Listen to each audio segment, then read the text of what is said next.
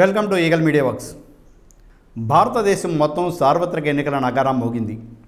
అన్ని పార్టీలు ఎన్నికలకు సన్నద్ధం అవుతున్నాయి.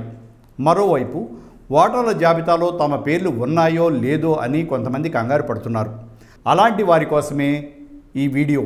తాజాగా తెలుగు రాష్ట్రాల్లో నెలకొన్న పరిస్థితి దృష్ట్యా ఓట్ల గల్లంతు ప్రక్రియ తారాస్థాయికి చేరింది. అందులోనూ ఎన్నికల షెడ్యూల్ వచ్చేసింది. 2 రాష్ట్రాల ఎన్నికలు మొదటి ఫేజ్లో జరగనుండటంతో రాజకీయ పార్టీలు పరుగులు తీస్తున్నాయి. ఓటు అనేది 5 ఏళ్లకోసారి ఉపయోగించే ఆయుధం. ఈ క్రమంలో ఓటు వేసే ప్రతి ఓటరు తమ ఓటు హక్కును వినియోగించుకోవాల్సిన బాధ్యత ఎంతైనా ఉంది.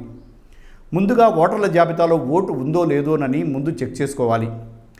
ఈ నెల 15వ తేదీ వరకు చెక్ చేసుకోవాలి.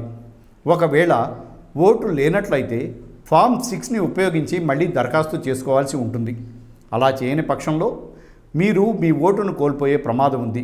కాబట్టి జాగ్రత్త వహించండి. ఓటును ఎలా చెక్ చేసుకోవాలో తెలుసుకోండి. గూగుల్లో www.nvsp.in అని టైప్ చేయండి. ఎన్నికల సంఘానికి సంబంధించిన పేజీ ఓపెన్ అవుతుంది. ఆ పేజీలో ఎడమ వైపున సెర్చ్ అనే ఆప్షన్ ఉంటుంది.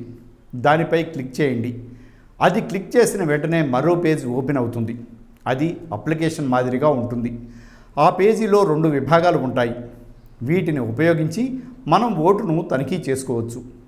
మొదటి పేజీలో మనకు సంబంధించిన వివరాలను నమోదు చేసి కోడ్ని ఎంటర్ చేస్తే మన ఓటు వివరాలు తెలుస్తాయి.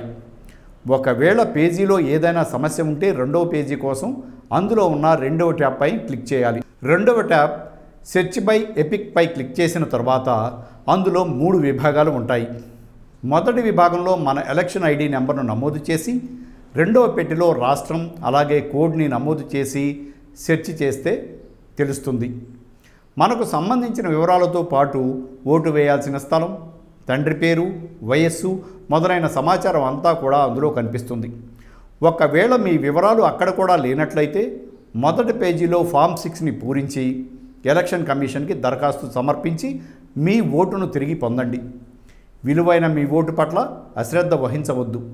ఓటు వేయాలంటే ఓటర్ల జాబితాలో మీ పేరు తప్పనిసరిగా ఉండాలి అని గుర్తుంచుకోండి. చివరి నిమిషంలో కంగారు పడవద్దు. Thanks for watching Eagle Media Works. Like and subscribe Eagle Media Works.